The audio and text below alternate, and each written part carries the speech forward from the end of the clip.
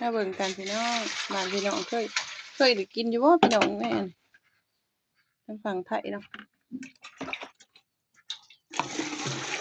แม่นไปไต่เนาะไปไต่มันคืนนี่พี่น้องไต่อยู่ทุ่งนาอุ๊ยร้อนว่ะไต่ทุ่งนานี่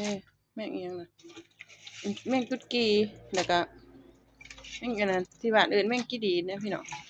บ่แม่นเลี้ยงเด้อพี่น้องแม่งนี่แบบไต่ธรรมชาติเนาะจากทุ่งนาแม่น้องแอนไปไต่มันคืนนี่ได้หลายอยู่พี่น้องได้อยู่ประมาณได้เติบอยู่ไปไต่กับหมู่หลายคนเนาะแต่อยู่ตรงไหนตรงหน้าฝนตกแล้วพี่น้องมันก็ได้มีแม่งอันบ่แม่นเลี้ยงเด้อพี่น้องแม่งกีดีธรรมชาติโซนี่น้องแอนสิเอามาเฮ็ดคั่วเอาเนาะคั่วแล้วก็ตำเปรี้ยวเหนียวๆเนาะพี่น้อง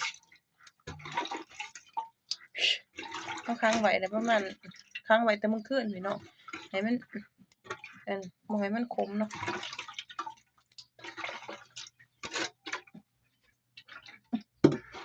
มันจะขี้ออกเว้ย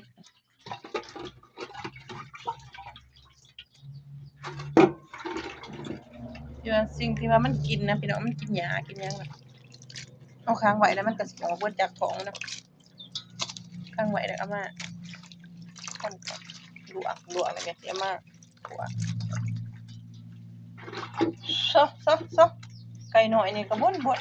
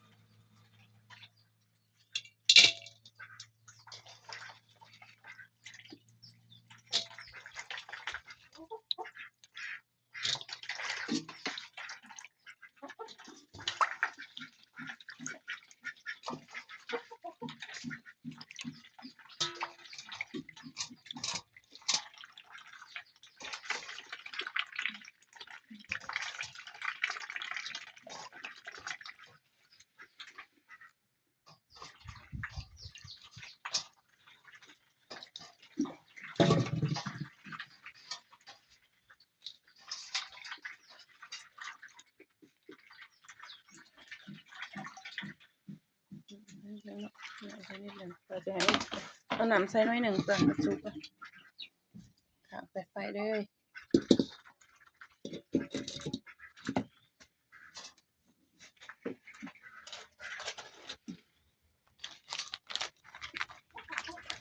ใส่ชูรส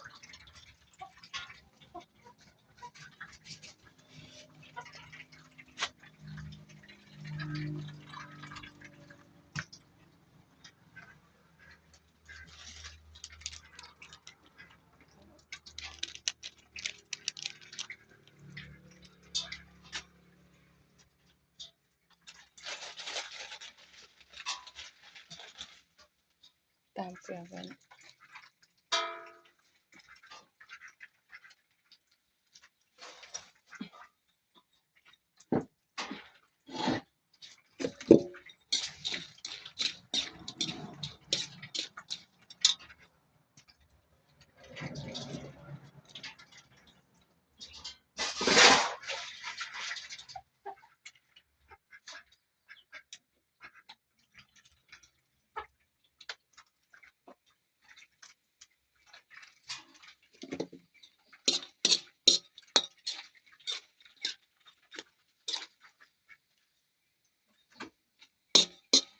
ใส่น้ำจังเนาะค่ะพี่น้องมันเพื่อมันสุกปิดฝาหม้อไว้ก่อน